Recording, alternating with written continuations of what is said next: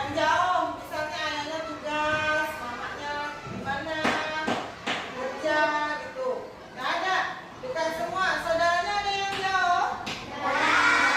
Punya kawan yang jauh rumahnya? Kan kita zaman dulu tuh kalau dia punya teman banyak jauh, dia nggak melalui handphone. Dia melalui surat. Dulu orang tua kalian, coba kalian tanya, waktu pacaran sama ayah mama pakai surat atau pakai HP? Dulu waktu pacaran coba tanya, mama pakai surat atau pakai HP? Ya kan? Kok tahu? Kok tahu pakai surat? Tanya dulu, ada nggak mak suratnya dulu yang dikasih sama ayah? Nah, gitu kan? Nanti kamu lihat dulu waktu mama sama ayah, waktu masih muda, mama dulu komunikasinya kayak mana? Ayah kan orang misalnya ayah orang ini, oh mama sama ayah kirim-kirim surat, ada suratnya? Udah nggak ada. Entah udah nggak ada, entah malu. Kiralah nggak usah tahu kan. Kalau sekarang kan gampang pakai HP kan, setting-settingan kan. Dulu pakai surat.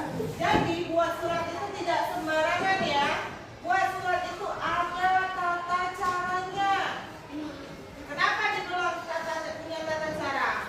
Supaya surat itu terkesan lebih indah, lebih baik, lebih sopan dibaca. Menandakan kapan surat itu dibuat. Yang pertama, peraturan membuat surat. Apa? Coba sebutkan. Membuat tempat dan tanggal. Di mana letaknya? Oke, kita umpamakan ini adalah kertas surat, ya kan? Kita umpamakan dengan kertas surat. Nah, katanya tadi di ujung sebelah ini, ibu kan nulis suratnya seperti ini ya. Nah, ujung kanan ibu yang mana?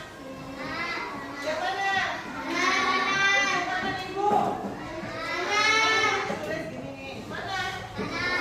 Sebelah sini. Tadi apa katanya menuliskan tempat dan tanggal. Kok disuruh tulis tempat? Kok disuruh buat tanggal? Gitu kan? Tempat itu